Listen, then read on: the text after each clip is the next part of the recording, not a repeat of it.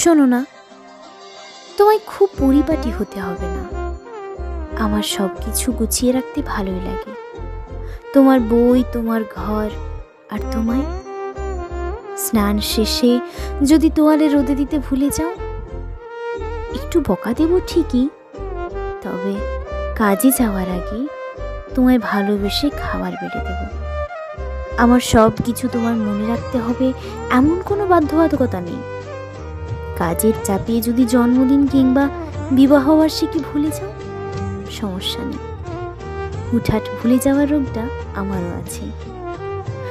সব সময় বড় রেস্টুরেন্ট বা বড় কোনো জায়গায় ঘুরতে নিয়ে যেতে হবে না।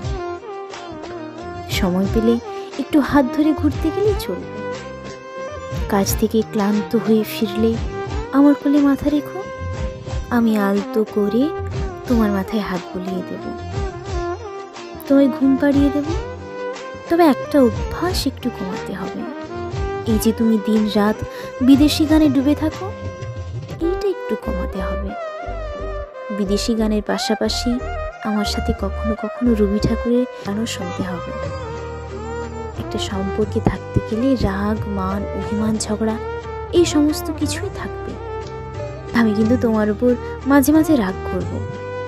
আমায় ভালোবেসে মানিয়ে নিও।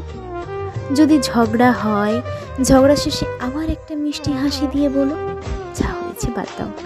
কিন্তু হ্যাঁ, যখন আমার ভালোবাসা কমে যাচ্ছে বলে মনে হবে, তখনই দেখবে আমি এক পাহাড় অভিযোগ নিয়ে তোমার কাছে চলে আসব।